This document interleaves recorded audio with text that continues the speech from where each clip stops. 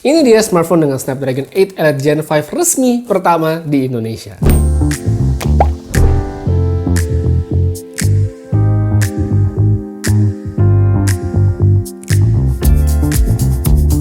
Halo, apa kabar semuanya? Kembali dengan Putu Reza di Project Review. Kita ngebahas soal smartphone yang seru-seru lagi. Dan langsung aja di tangan saya sekarang udah ada satu produk yang ditunggu-tunggu. iQOO 15, smartphone Android dengan chipset Snapdragon 8 Elite Gen 5 yang pertama dijual resmi di Indonesia.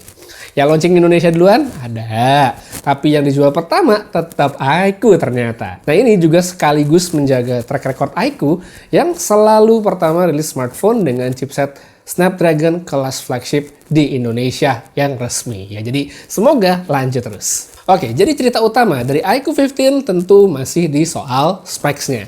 Mulai dari layar, baterainya, dan juga tentunya chipsetnya. Kalau soal desain, iQOO nggak macam-macam di versi barunya karena memang mengadopsi tampilan yang sangat mirip dengan iQOO 13. Tombol power volume masih di tempat yang sama, fingerprint in display, dan 2 slot nano SIM card tanpa micro SD. iQOO 15 juga udah support eSIM ya bagi yang pengen pakai. Nah, beda yang paling jelas kalau dari desain itu bisa lihat dari motif di samping tulisan Monster Insight di bagian back cover. Kalau sebelumnya itu kan garis 3 warna. Nah, sekarang jadi kotak-kotak kecil kayak gini. Untuk modul kameranya di sini masih sama ya, masih kotak, terus masih ada lampunya juga yang bisa bikin tampilan smartphone itu jadi makin seru. Untuk feel di tangan ini enak ya, dengan bagian frame yang rata di sisi-sisinya itu jadi nyaman dipegang.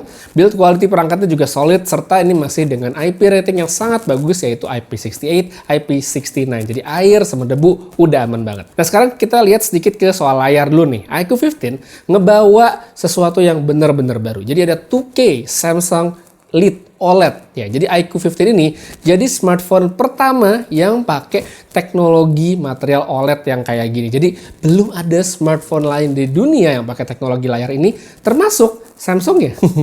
iQOO ini kerjasama dengan Samsung untuk mengembangkan teknologi layar terbarunya. Jadi bukan cuma sekedar produsen, tapi rancangan juga kerjasama dengan timnya iQOO sendiri. Lebih tajam dan lebih efisien itu adalah dua highlight yang bagus banget dari layar barunya.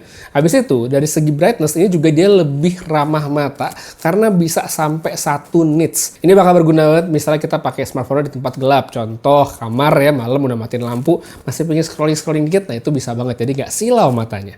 Di sini layarnya juga udah dapat sertifikasi dari TUV Rheinland. Jadi udah oke banget lah ya secara spesifikasi. Habis itu buat yang nanya color gamut juga luas banget, udah 118% P3 ya. Jadi warnanya kaya banget. Nah, untuk sehari-hari saya pakai profil warna yang profesional, kita bisa atur di setting. Dan ini menurut saya udah sangat cukup. Warnanya tetap keluar, tapi saturasinya nggak ketinggian. Kontrasnya pun menurut saya udah cukup banget. Jadi ya udah nyaman banget untuk dipakai. Baca, untuk gaming, dan tentunya buat nonton. Pokoknya untuk urusan multimedia udah cakep banget, dan selain itu speaker juga pastinya penting ya, namanya juga multimedia, dan di sini sama sekali nggak bisa dibilang jelek. Suaranya kenceng dan detailnya cukup banget untuk pemakaian sehari-hari. Next, untuk kapasitas baterai yang dibawa iQOO 15, di sini dia ada 7000 mAh dengan teknologi yang diperbarui. Jadi dia lebih padat dan lebih resisten terhadap suhu tinggi. Daya tahan secara umum udah bagus ya untuk pemakaian, sekalipun dipakai main sampai 3 jam sehari itu udah cukup banget ya sebenarnya. Kalau misal pengen main game terus-terusan gitu, paling enak sebenarnya menurut saya pakai bypass charging aja biar baterainya lebih awet. Dan by the way, buat yang mungkin tanya screen on time berapa, saya di sini jujur nggak bisa dapet nih, soalnya aplikasi tracking yang biasa saya pakai itu entah kenapa selalu di-kill, selalu dimatiin sama sistemnya iQOO pas jalan di background. Padahal settingan supaya dia nggak di-optimize, nggak dimatiin di background, itu udah saya nyalain semua, tapi tetap aja gitu dimatiin sama sistemnya iQOO. Jadi saya emang nggak bisa dapetin tracking yang maksimal untuk baterainya.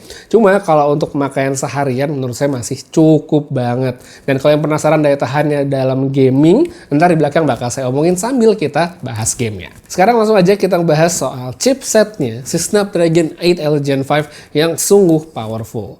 Terus bukan iQOO namanya kalau nggak ada chipset pendamping, dan sekarang ada yang namanya Q3 Super Computing Chip yang bakal ngebantu banget untuk ngasih experience gaming yang lebih total. Semua itu masih ditambah lagi dengan RAM 16GB LPDDR5X Ultra di unit yang saya pakai sekarang, dan storage-nya itu adalah 512GB UFS 4.1. Ini udah bagus banget. Ini kombinasi yang bagus bagus. Dan oh ya, sedikit info juga, kalau iQOO 15 ini kan ada 3 varian. Jadi ada yang RAM-nya 12GB, storage-nya 256, terus ada RAM 16GB dan 512 kayak yang saya pakai sekarang. Sama satu lagi atau yang paling tinggi itu adalah RAM 16 dengan storage 1TB. Nah, 1TB ini ada sedikit kelebihan juga di mana dia pakai RAM-nya adalah LPDDR5X Ultra Pro ya. Jadi adalah varian yang paling tinggi, yang paling ngebuat saya penasaran juga tuh bakal sekenceng apa. Tapi yang sekarang saya pakai adalah yang varian tengahnya. Untuk warna dia ada 2, yaitu Alpha yang keabu-abuan dan varian Legend putih yang ada di video kali ini. Nah, soal performa, saya tahu banyak yang penasaran berapa sih bang angka Antutunya. Jadi kalau dari pengujian saya di studio ber-AC dengan suhu itu sekitar 23-24 derajat, kita nggak pakai kipas di HP-nya, iQOO 15 itu bisa dapat angka 3,8 juta di Antutu versi 11. Ini masih angka tertinggi yang pernah saya cobain dari sebuah smartphone sampai saat ini, dan udah bisa jadi gambaran kalau ini adalah smartphone yang kenceng banget. Kalau dari segi performa, udah pasti ini aman banget ya, dalam artian kalau misal HP dipakai untuk komunikasi, multitasking, atau yang intensitasnya sedang-sedang aja, kayak edit video gitu, udah sangat baik pastinya. Kayak di sini saya cobain untuk CapCut 1 menit, resolusi 4K dan 1080p, itu ngeditnya lancar, rendernya pun cepet banget. Habis itu, sekarang baru kita ngomongin soal gamingnya, mana ini bakal jadi titik beratnya iQOO 15, karena dengan bekal 2 chipsetnya tadi, ini ada fitur-fitur yang bisa dimaksimalin. Jadi buat yang mungkin baru pertama kali tahu iQOO, baru ngikutin segala macam, dan mungkin agak rancu, kok HP-nya pakai 2 chipset? Jadi gini, tenaga utamanya itu tetap ada di Snapdragon 8 Elite Gen 5. Sedangkan untuk Q3 Supercomputing Chip ini hadir untuk memungkinkan fitur-fitur ekstra. Jadi ada kayak Super Resolution, ada Super Frame Algorithms, dan juga Ray Tracing. Super Resolution ini berguna banget untuk naikin resolusi supaya gambar dari game itu bisa kelihatan lebih tajam. Terus untuk Super Frame, dia bakal naikin angka FPS, dan Ray Tracing untuk visual yang lebih realistis. Nah, salah satu game yang udah support pakai Ray Tracing di sini tuh ada Diablo Immortal, dan saya cobain di iQOO 15 dengan settingan mentok kanan, ini bisa berjalan dengan sangat baik di FPS yang stabil 60 FPS. Yang seru juga di iQOO 15 ini ada fitur namanya 4D Vibration atau kayak haptic feedback gitu lah pas kita main. Game yang saya cobain bisa tuh ada MLBB, Mobile Legends, dan juga Zenless Zero. Ini bisa diatur getarnya pas kapan, seperti misalnya lagi ulti atau ngeluarin skill. Seru sih, feel-nya tuh jadi kayak getar-getar tipis gitu dan bikin experience-nya jadi beda banget. Oke, cukup untuk soal fiturnya, dan langsung aja kita sekarang ngebahas soal performa gaming benerannya. Untuk pengujian kali ini, iQOO 15-nya saya nyalain di mode monster yang bisa diakses lewat samping kayak sekarang, dan ini tujuannya buat dapetin gambaran seberapa kenceng sih Snapdragon 8 Elite Gen 5 di iQOO 15. Game pertama ada Mobile Legends. Ini unik nih, soalnya udah bisa 144 FPS native, nggak pakai fitur super frame rate. Bisa dilihat langsung di settingan tuh ada tulisan 144.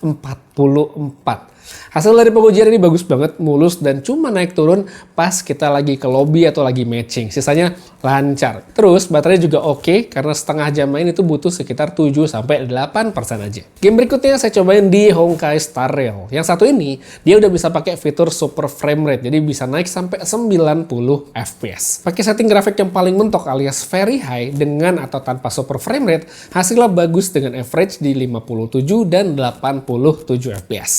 Baterai sendiri berkurang sekitar 10% dalam 30 menit, yang menurut saya oke ya, karena settingan game tinggi dan HP-nya ada di mode monster, yang mana ini adalah mode performance yang lebih butuh baterai. Next, untuk di Zenless Zero. Nah, di sini dia emang nggak ada super frame rate dan nggak ada super resolution, tapi dia bisa pakai 4D Vibration. Settingan mentok kanan dan dipakai untuk battle yang intens secara grafik, masih dapat average yang sangat baik di 56 FPS. Baterainya juga sama kayak Honkai Star Rail tadi, 30 menitan pakai itu sekitar 10-11%. Satu lagi, untuk Wuthering Waves ini juga sama kayak Zenless Zero tadi, karena belum support fitur tambahan termasuk 4D Vibration, ini belum bisa. Tapi kita tes aja buat performa, dan sama sekali nggak mengecewakan dengan average FPS yang sangat baik. Jadi kalau dari segi performa, HP kuat untuk tugas demanding, ya ini sama sekali tidak mengecewakan. Nggak cuma buat gaming sebenarnya, tapi bisa juga untuk produktivitas pastinya. Ya, kombinasi Snapdragon 8 Elite Gen 5 yang terbaru sama Q3 Supercomputing Chip itu memang bener-bener ngasih experience yang menarik sekali di iQOO 15. Emang belum semua game bisa memaksimalkan itu semua, tapi paling tidak judul yang banyak dimainkan itu udah bisa ngerasain fitur barunya. By the way, ini juga nggak cuma soal kenceng ya, tapi dari segi cooling ini juga bagus banget karena suhu perangkatnya tergolong sangat terkontrol. Ini bagus karena artinya 8K vapor chamber yang dipakai sama iQOO 15 di sini bekerja dengan baik. Anget-anget dingin menurut saya sih wajar ya, tapi kalau kita mempertimbangkan dengan tenaga sebesar ini yang ada di iQOO 15, suhunya bisa cuma ada di 43-44 derajat, itu udah bagus banget ya untuk pemakaian di indoor.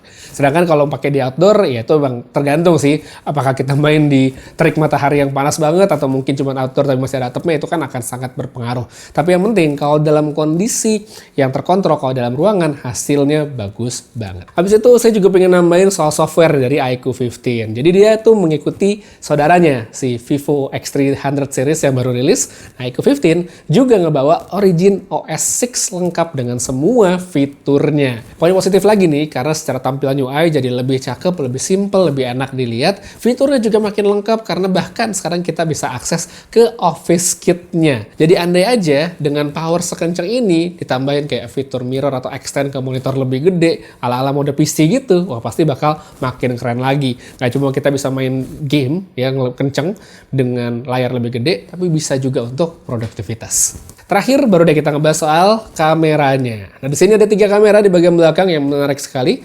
Lensa utama dan periskopnya pakai sensor Sony. Ada juga lensa ultrawide yang semuanya itu udah 50 megapiksel. Fitur fotonya juga udah cukup lengkap nih untuk sebuah handphone performa. Termasuk di sini ada fitur AI 4 Season yang sebelumnya udah sempat saya cobain di smartphone Vivo. Untuk hasil foto, iQOO 15 menurut saya udah sukses sekali membuang stigma bahwa HP performa kameranya nggak oke. Sama sekali nggak bisa dibilang jelek, detailnya oke, warnanya juga eye pleasing, dan punya dynamic range yang cukup luas. Tipe-tipe kamera yang menurut saya bisa dieksplor buat mereka yang suka foto-foto. Dari terang sampai low light ini masih bisa selama kondisinya tidak ekstrim yang gelap. Untuk periskop ini juga oke kok buat zoom-zoom casual yang nggak terlalu jauh-jauh amat. 10x menurut saya masih oke, walaupun kalau optical kan dia jarak sebenarnya hanya di 3x saja. Palingan catatan yang senotisnya saya, AI di kamera HP ini cukup kenceng ya untuk nambal hasil foto-foto telenya.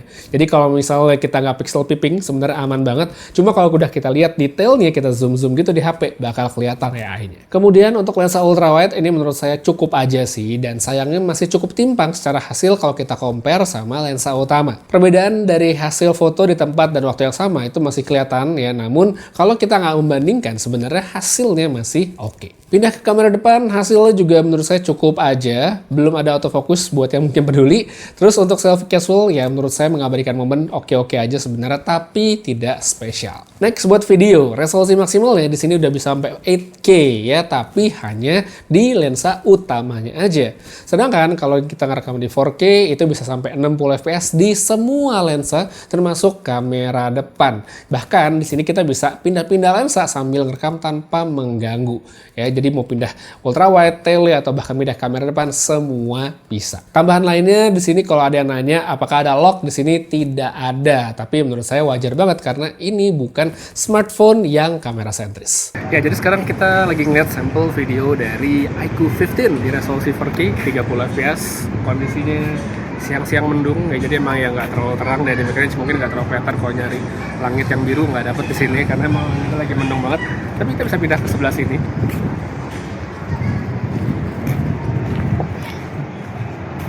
Ini kan porsi langitnya lebih banyak ya, porsi langitnya lebih banyak. Kita bisa cobain ultrawide juga kalau mau dapet view yang lebih lebar, atau kita bisa juga cobain telefotonya. Itu kan udah gedung tuh.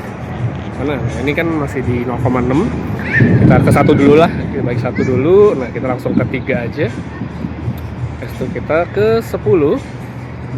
Nah, 10 tuh detailnya masih segitu kelihatan tuh ya, di bawah tulisan-tulisan gedungnya, di bawah tuh. Nah, kalau mau di zoom lebih jauh lagi sih bisa tuh sampai 15. Nah, 15 masih kelihatan lah ya, masih kebaca ada tulisannya. Oke, kita balik lagi ke 1. Dan seperti yang tadi saya bilang di pas ngomongin modul video, bahwa di sini kameranya iQOO 15 itu udah bisa pindah-pindah secara seamless. Jadi nggak cuma untuk pindahin lensa doang, tapi bisa nggak cuma pindahin lensa yang di belakang, tapi bisa juga pindah ke kamera depannya. Nah, kayak gini contohnya, kita udah pindah ke kamera depan dari iQOO 15, masih di tempat yang sama seperti tadi. Ini resolusi sama di 4K 30. Kayak gini. Untuk audio bisa ya denger, stabilisasi segala macamnya. Oke atau enggak silahkan dikomentarin aja, dan habis ini kita pindah kondisi malam hari ya untuk cek kemampuan low light-nya.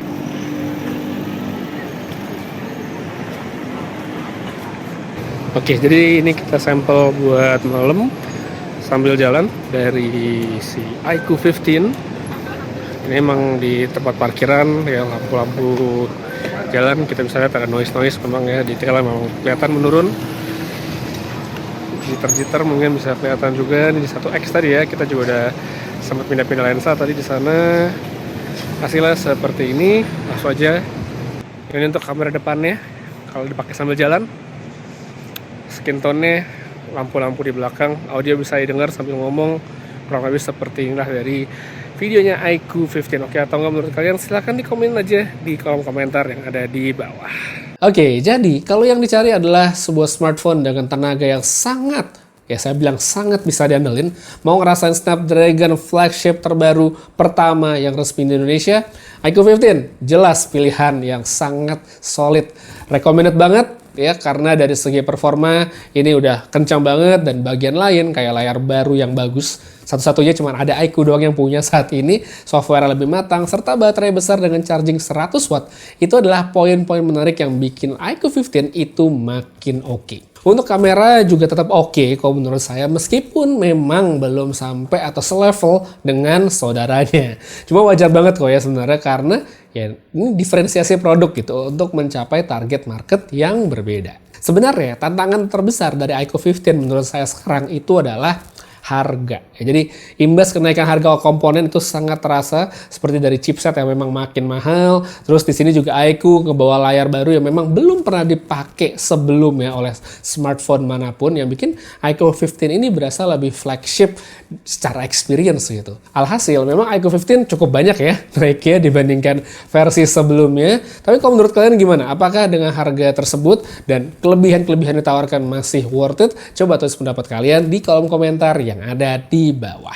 Untuk sekarang, kita dulu buat review iQOO 15 yang nggak singkat-singkat amat. Semoga bisa menjadi referensi, dan buat kalian yang ingin tahu lebih detail atau mungkin mau cek promonya, kayak ada cashback up to 1,9 juta, ada free iQOO TWS, ya, terus ada extended warranty dan segala macamnya. Langsung aja cek link yang ada pada kolom deskripsi di bawah. Putri saya pamit, sampai ketemu lagi di video berikutnya, dan seperti biasa, have a nice day.